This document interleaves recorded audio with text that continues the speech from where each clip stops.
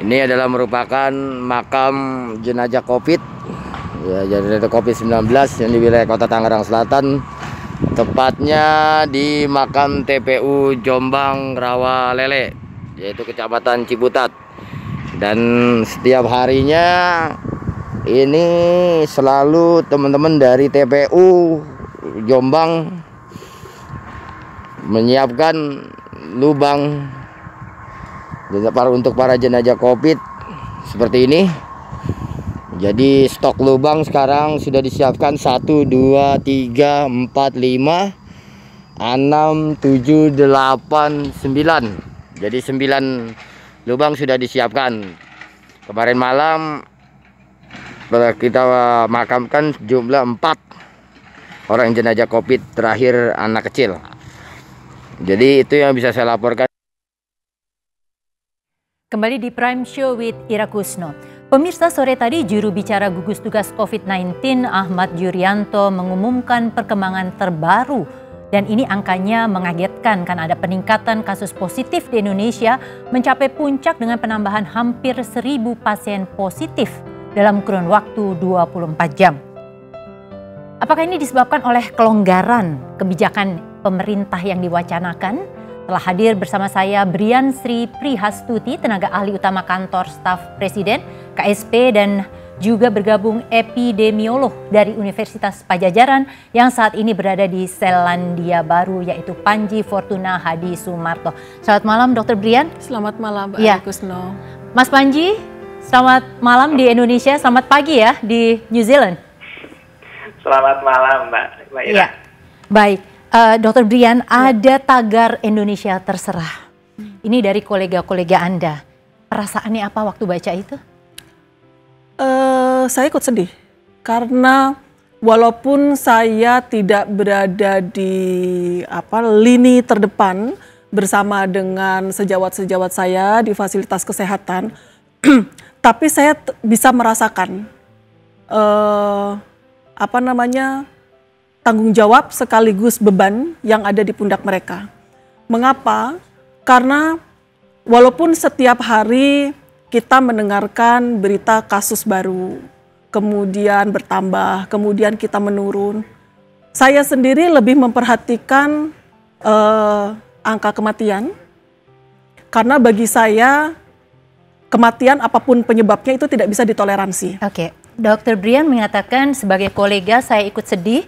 Kemudian hari ini ada lonjakan kasus, ya. Walaupun utamanya adalah angka kematian begitu, tapi lonjakan kasus hari ini hampir 1.000 orang. Artinya memang ada yang salah dengan kebijakan pemerintah? Enggak juga sih. Enggak, penyebabnya bisa macam-macam ya. Kalau kita melihat penambahan kasus baru, pertama karena faktornya macam-macam nih. Pertama bisa jadi karena ini kan kita berbicara kasus ya. Kalau kasus baru itu penandanya adalah pemeriksaan. Dia diperiksa dengan metode PCR positif. Artinya ada faktor ketersediaan laboratorium maupun reagen untuk melakukan pemeriksaan. Artinya ini teknis ya? Ada soal itu teknis. Satu. Oke, kedua? Itu satu. Yang kedua adalah pergerakan orang ini masih terjadi. Dan di situ kemudian pemerintah dianggap tidak cukup tegas, artinya tidak dikatakan pelonggaran betul, tetapi ini sudah memberikan sinyal kepada masyarakat bahwa ini kelihatannya memang saatnya kita keluar. Ya, jadi memang kita tidak melakukan pelonggaran, karena kalau kita lihat statement arahan dari Bapak Presiden itu konsisten. Setiap minggu ada rapat terbatas dipimpin oleh beliau dan konsisten. Apa yang beliau sampaikan itu konsisten, tidak pernah berubah. Tidak ada kata-kata soal pelonggaran itu, tidak ada. Walaupun kemudian ada simpang siur statement pernyataan dari menterinya ya. Yang ya, ini mungkin membuat bingung masyarakat. Ya, itu lain saya tidak defensif mengatakan bahwa itu tidak terjadi. Tapi bagaimana menerjemahkan arahan itu yang kadang-kadang kemudian tidak semuanya linear. Oke, sebentar dok, saya mau ke Mas Panji. Mas Panji, tadi Dr. Brian mengatakan tidak sepenuhnya ini salah pemerintah, masyarakat sendiri ini juga punya ketidakdisiplinan begitu ya. Tapi apa yang Anda lihat dalam hal ini, ada lonjakan kasus? Ini ada soal teknis dan soal lainnya, tapi apa utama yang Anda lihat sebagai epidemiolog? Ya, terima kasih Mbak Ira. Memang betul yang Dr. Brian sampaikan tadi, ini ada beberapa sebab ya. Salah satu sebabnya mungkin adalah karena kita menemukan lebih banyak kasus.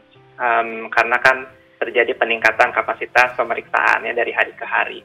Tapi tentunya di pihak lain juga ini berarti masih terjadi penularan COVID-19 di masyarakat. Dan kenapa masalahnya? Betul, tadi Dr. Brian menyampaikan bahwa kita melihat ada pergerakan masyarakat yang lebih banyak, pasar Tanah Abang penuh, padat sekali. Tapi ini semestinya tidak terjadi kan ya. Jadi semestinya tidak terjadi, artinya, tapi kejadian begitu. Kalau tadi yang saya tanyakan kepada Dr. Brian, sinyal jangan-jangan sinyal yang diberikan oleh pemerintah ini yang ditangkap salah oleh masyarakat. Saya pikir boleh jadi itu yang terjadi. Saya memang melihat ada strategi komunikasi yang kurang baik ya. Jadi kalau kita bicara tentang komunikasi yang efektif kan kita harapannya apa yang disampaikan kita itu sama dengan apa yang diterima oleh penerima pesan. Oke, kalau kita bicara, ya kalau kita bicara di luar soal strategi komunikasi begitu ya, apakah ketika ada sinyalemen mau pelonggaran PSBB walaupun belum dan Pak Jokowi itu konsisten tadi Dr. Brian mengatakan tidak seperti itu, meskipun mungkin yang diterima oleh menteri-menterinya diartikan berbeda, apakah ini memang sebenarnya saat yang tepat? Sudah turunkah kurva kita? Untuk melonggarkan belum tepat Mbak, belum waktunya. Oke, alasannya apa? Karena begini, kurva turun itu kan panjang jalannya ya. Sekarang memang kurvanya belum turun. Kalau tadi saya mengikuti konferensi pers dari Bappenas, yang salah satunya mengumumkan tentang angka reproduksi efektif COVID-19 di berbagai provinsi. Kebanyakan angkanya masih 1 atau di atas 1. Artinya kita jangankan menurun ya, mendaftar saja belum. Ini masih naik terus. Jadi kasusnya belum turun dan di luar sana banyak kasus aktif yang mungkin menjadi sumber penularan. Jadi kalau kita longgarkan PSBB, kembali membuka ekonomi, saya khawatir risiko untuk terjadinya ledakan kasus itu cukup besar. Oke, Dr. Brian, kalau misalnya tadi taruhlah secara data seperti yang Mas Panji bilang, tetapi ini kelihatannya awal Juni mestinya sudah mulai dibuka beberapa sentra ekonomi. Apakah dengan grafik yang masih naik turun, hari ini juga tinggi, kebijakan itu atau wacana itu akan dievaluasi lagi kah? Ya, jadi gini, negara kita luas sekali ya. Jadi pada saat seandainya kemudian kita memutuskan untuk menyesuaikan dengan situasi, itu kita harus lihat juga daerah per daerah. Karena tadi misalnya Panji mengatakan bahwa kurvanya kita belum turun. Nah, itu lihat dari angka nasional. Tetapi kalau kita lihat daerah per daerah, itu perbedaannya itu cukup signifikan. DKI misalnya sudah mulai sebetulnya menunjukkan penurunan, walaupun kemudian ada peningkatan lagi. Jawa Timur lain cerita lagi. Jawa hari Timur ini itu masih luar begini. Biasa ya. Ya, dan masih dari awal sebetulnya Jawa Timur itu seperti saya bilangnya itu kayak permukaan gergaji itu ya. Itu sebetulnya harusnya refleksi buat Pemda setempat. Kemudian demikian juga daerah-daerah yang lain, dan ini dilihatnya seharusnya kita bisa melihat sampai ke level kabupaten. Kita punya 514 kabupaten kota kan. Nah, ini masing-masing harus dilihat sehingga keputusan itu akan diambil berdasarkan situasi di kabupaten masing-masing. Oke, kalau kemudian toh itu akhirnya dievaluasi yang agak hijau begitu boleh dilonggarkan, bukankah ini ada potensi naik menjadi merah lagi? Ya, makanya itu artinya harus dimitigasi. Potensi itu selalu ada. Kenapa? Karena virus ini tidak jalan sendiri. Virus ini menyebar melalui orang. Sehingga sebetulnya yang kita hadapi tidak semata-mata virusnya, tetapi orang, pergerakan orang. Itulah sebabnya kenapa kita memilih PSBB ya, karena pergerakan ini yang kita atur. Sehingga untuk daerah hijau, kita harus tetap jaga tuh supaya daerah itu tetap hijau. Artinya bagaimana supaya dia tidak ada kontaminasi baik itu dari dalam keluar maupun luar ke dalam. Tapi kalau sudah dilonggarkan ini kan akan repot sekali mestinya, Dok. Nah, itu artinya justru pada saat itu sebetulnya pengetatan memastikan bahwa protokol dijalankan tuh jauh lebih berat sebetulnya untuk menjaga itu. Mas Panji tadi bahwa kemudian pada akhirnya kan kita harus mulai melonggarkan begitu ya, relaksasi daerah-daerah yang hijau kata Dokter Brian. Ini ada kegiatan ekonomi yang juga tetap harus berjalan. Bagaimana sebenarnya tindakan yang harus dilakukan pemerintah dengan situasi seperti ini? Saya pikir yang harus dilakukan sekarang adalah mempersiapkan protokol-protokol itu. Jadi selama ini kita sudah mendengar harus melakukan protokol kesehatan dengan ketat. Tapi apa? Spesifiknya apa? Di bidang tertentu itu bagaimana melakukannya? Sektor manufacturing misalnya. Bagaimana menjalankan protokol kesehatan? Di pasar, bagaimana menjalankan protokol kesehatan. Ini kita harus persiapkan karena membuat new normal itu bukan sesuatu yang semudah membalikan telapak tangan ya Mbak Ira ya. Jadi kita harus mempersiapkan, mensosialisasikan, memastikan bahwa begitu perekonomian dibuka, protokol-protokol ini bisa dijalankan dengan baik oleh anggota masyarakat. Nah sekarang Mas Panji, ketika kemudian ini belum sepenuhnya dilonggarkan, kita lihat bandara, kita lihat pasar, ini udah mau lebaran begitu ya, masyarakatnya udah nggak bisa diatur dan juga mungkin instansinya kewalahan mencoba melaksanakan protokol kesehatan. Bagaimana Anda melihat bahwa kita akan mampu mengendalikan pergerakan orang dan virus ini nantinya dengan situasi seperti saat ini dan kultur atau perilaku orang Indonesia yang susah menjaga disiplin? Iya Mbak, saya sepakat dengan pertanyaannya Mbak, bagaimana caranya? Saya pikir memang akan sulit sekali. Sekarang sudah waktu kita sangat pendek menjelang Hari Raya Idul Fitri ya. Tapi kalau sebelum saya ke sana, kita harus lihat sebab-sebab apa orang tidak bisa disiplin ya. Saya pikir paling tidak kita bisa memikirkan 3 faktor. Yang pertama itu faktor kognitif. Ini masalah persepsi orang tentang apakah dia bisa terkena COVID-19 dan persepsi orang tentang manfaat mengikuti aturan-aturan PSBB. Yang kedua ini masalahnya adalah struktural atau sosial kultural. Nah yang sekarang kita lihat ini adalah masalah kultural. Kita terbiasa secara tradisi setiap Idul Fitri ini kita mudik, kita bersilaturahmi, berkunjung ke tanah saudara. Ini ada yang kita hadapi menjadi barrier pelaksanaan PSBB. Yang Padahal tadi kurvanya ini sebenarnya belum turun ya? Belum, Mbak. Dengan situasi kayak begini, ini kita bisa dapat gelombang yang kedua nggak, Mas Panji? Atau malah gelombang pertama aja belum?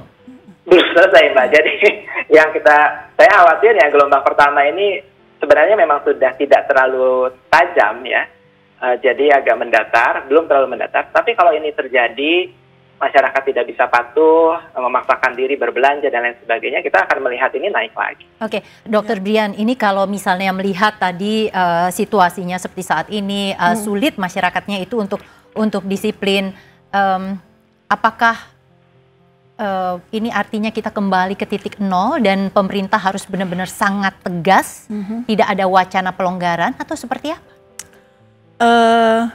Tadi kalau kita meneruskan sedikit tadi yang sudah kita bicarakan tentang, kan tadi tampaknya kan ada persepsi juga bahwa kalau kita sudah mencapai zona hijau begitu kan, sebetulnya kata kuncinya itu ada di indikator. Indikator apa yang akan dipergunakan untuk memutuskan sebuah daerah itu hijau. Nah, itu yang sekarang pun masih digodok, itu belum selesai ya. Sehingga hal-hal tadi yang kita bicarakan, bagaimana orang-orang masih berkerumun misalnya, orang masih tidak patuh, orang masih tidak disiplin, itu adalah bagian dari indikator yang harus kita nilai. Kalau di satu area, jadi tidak semata-mata melihat dari jumlah kasus baru, jumlah kematian, itu satu hal. Tetapi ada hal lain yang harus kita pertimbangkan untuk memutuskan bahwa kita sudah akan mengurangi pengetatan itu, begitu kan. Nah, salah satunya pertimbangan yang juga harus kita pikirkan adalah selain tadi masalah kepatuhan masyarakat atau kedisiplinan, kalau di sini mungkin lebih senang menggunakan kata kedisiplinan, kalau saya lebih ke kepatuhan ya. Yang lainnya juga kita harus melihat juga seberapa sistem kesehatan di satu tempat itu siap begitu, karena dan ini harus perhatikan dipertimbangkan karena daerah-daerah itu berbeda-beda gitu. Nggak semuanya juga siap untuk mengatasi itu. Artinya bahwa kemudian dikatakan ada wacana pelonggaran di awal Juni dan sebagainya, tidak serta-merta pasti akan kejadian seperti itu. Betul. Akan dievaluasi dari berbagai macam faktor. Betul. Dan itu sifatnya bisa sangat dinamis ya. Dan Artinya, berbeda satu daerah dengan daerah lainnya. Daerah yang satu dengan yang lainnya berbeda, tapi bisa juga pada saat sudah dikatakan oke, ternyata dilihat kasusnya meningkat kembali, situasinya memburuk, bisa diketatkan kembali. Dr. Brian, terima kasih sudah bergabung bersama kami. Mas Panji, terima kasih. Melihat fakta dari perbincangan malam ini, takut akan lapar dan miskin ternyata lebih besar ketimbang kenyataan dampaknya ketidakdisiplinan dalam menghadapi pandemi. Sesaat lagi di Prime Show with Ira Kusno, kami segera kembali sesudah jeda komersial berikut ini. Bila kita ingin menuntaskan ini, maka kita harus disiplin berada di rumah. Sore hari, malam hari tetap berada di rumah. Bahwa Jakarta akan menambah PSBB selama 14 hari, mulai tanggal 22 sampai dengan 4 Juni. Dan ini akan bisa menjadi PSBB penghabisan.